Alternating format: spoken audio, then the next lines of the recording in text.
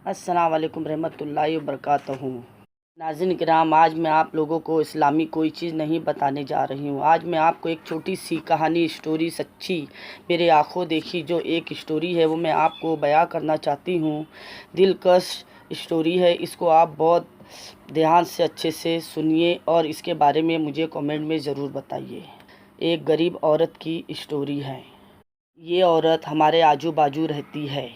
इस औरत का मैं आप लोगों को नाम डिक्लेयर नहीं कर सकती हूँ क्योंकि नाम से सब लोग जान जाएंगे, इसलिए मैं इसकी एक स्टोरी ज़रूर बताऊँगी। स्टोरी तो बहुत बड़ी है पर बहुत थोड़ी सी छोटी सी करके उसको बताऊँगी। समझिए कि इसका नाम आयशा है। ये आयशा के दो बेटे हैं और ये औरत काफ़ी साल पहले इसके शौहर ने इसको तलाक दे के चला गया। नन्हे नन्हे 2-2 साल के दोनों बेटों को इसके पास छोड़कर तलाक देके चला गया।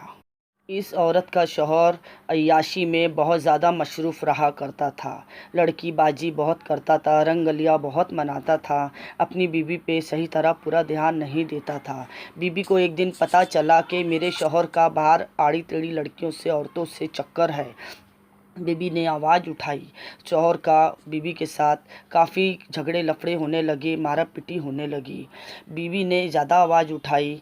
अपने मैके में इसकी शिकायत ना करके इसकी गलतियों को अल्लाह से बयां करती रही कि या अल्लाह इसकी गलतियों को ख़त्म कर और ये मुझे अच्छी तरह से रखे बिना मारे पिटी के, क्योंकि मुझे इससे 2 औलाद है, 2 बेटे हैं नन्हे नन्हे, और ये मुझे अगर छोड़ देगा तो मैं कहाँ जाऊंगी अपने 2 बच्चे लेकर।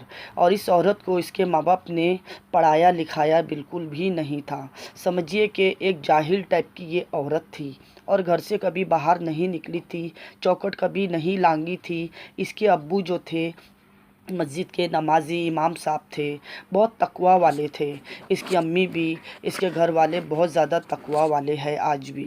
तो ये औरत ने अपने घर में किसी तरह की इस आदमी की शिकायत नहीं करी और इस आदमी से शादी करवाने वाले भी इसके माँ बाप ही हैं और ये बुरखे में रहा करती थी। शौहर ने एक दिन इसको बोला कुरान शरीफ सर पे लेके कि तू मेरे को छोड़ के चली जा, मैं तुझसे बहुत थक गया हूँ। तू मुझे हर मेरे मामले में टांग अड़ाती है, तू मेरे को कहीं भी आने जाने से रोकती है।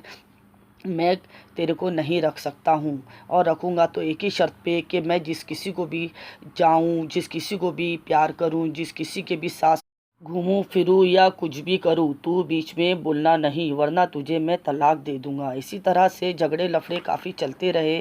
काफ़ी साल तक बीवी ने शौहर को सुधारने की काफ़ी कोशिश की। शौहर सुधरने को बिल्कुल तैयार नहीं। उसको बाहर के मज़े लगे हुए थे, बाहर की गंदी आदतें लगी हुई थी, बियर बारों में जाता था। इस वजह से घर में झगड़े लफड़े होते थे, खाना खर्चा नहीं देता था औरत को। औरत के घर वाले काफ़ी उसका घर चलाने में बहुत ज़्यादा मदद करे।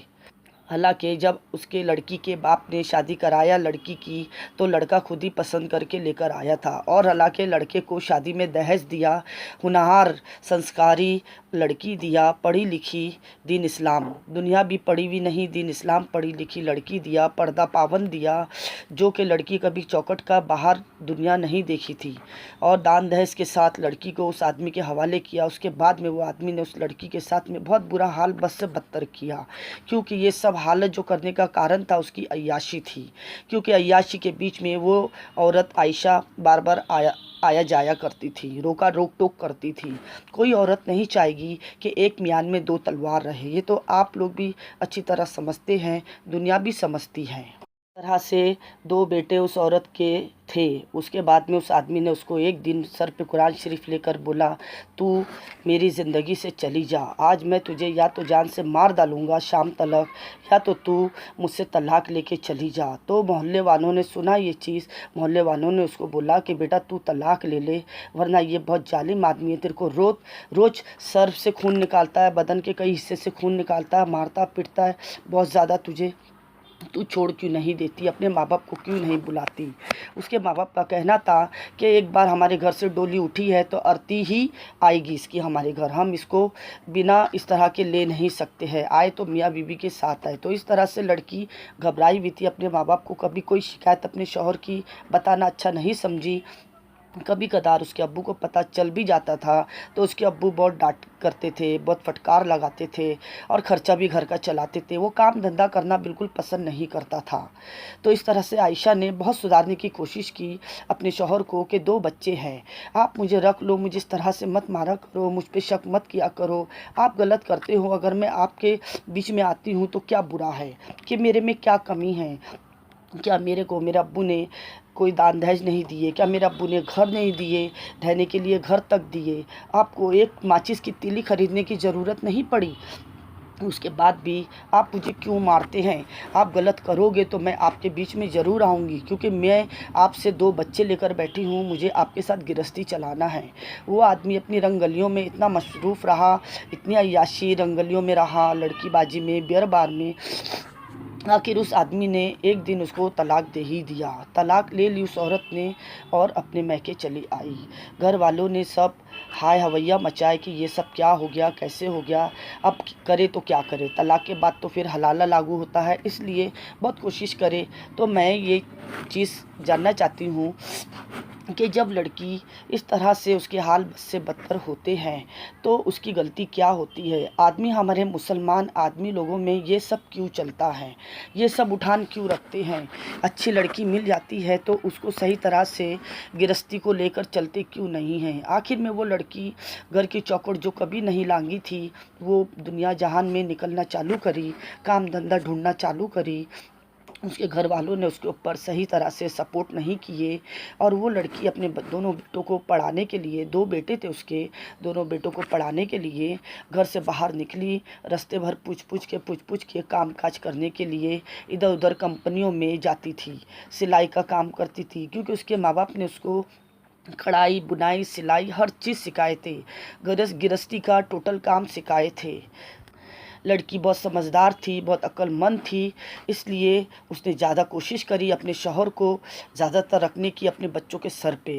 क्योंकि एक दिन उस लड़की ने अपने शौहर को ये भी बोली कि आप मेरे को रखो, मैं आपके पैर धो के पानी पीती हूँ, आप मुझे मत छोड़ो, मेरे बच्चों को बाप चाहिए, मुझे तो बहुत कोई मिल जाएगा दुनिया में, पर मेरे बच्चों को सर पे कोई बाप नहीं मिलेगा।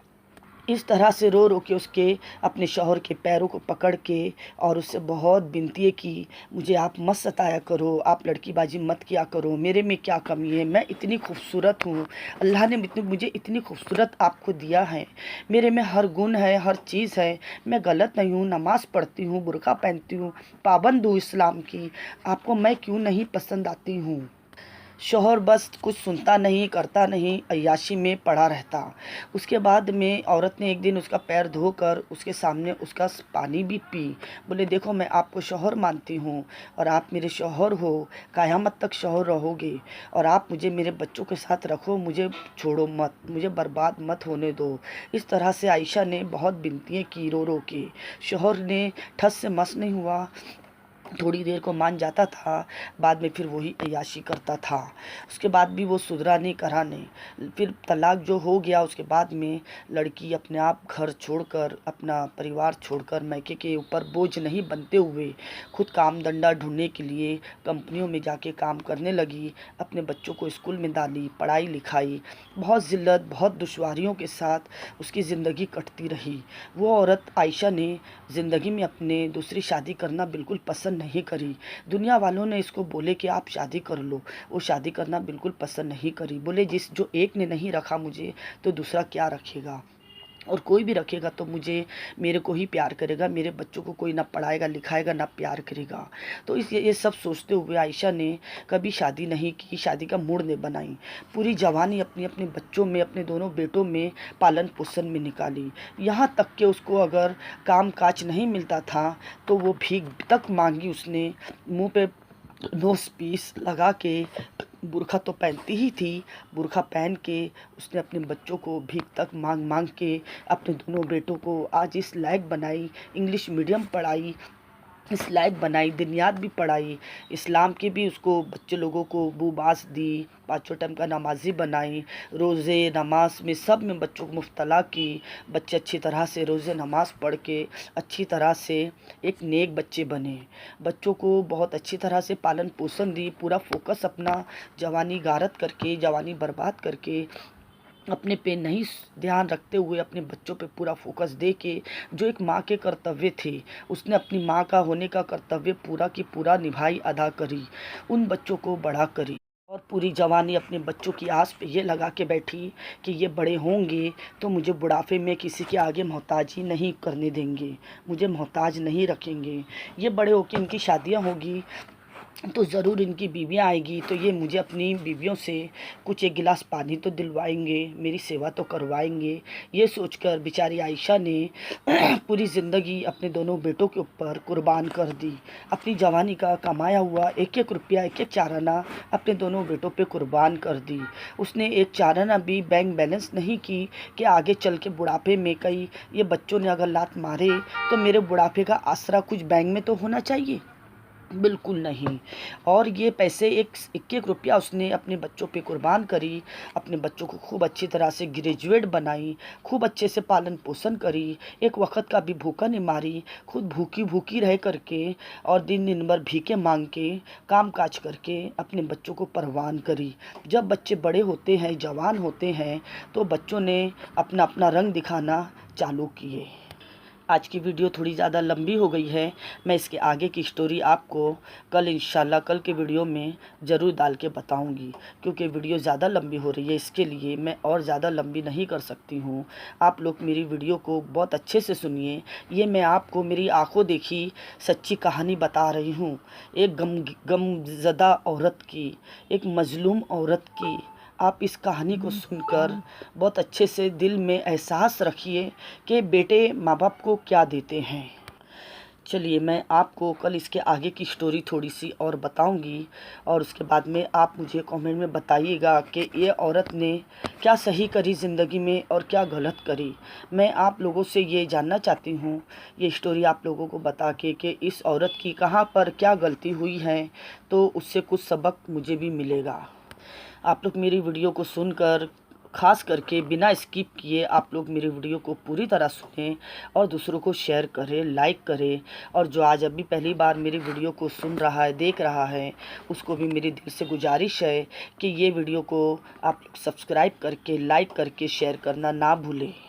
चलिए इसके आगे की स्टोरी मैं आपको कल के वीडियो में देती हूँ।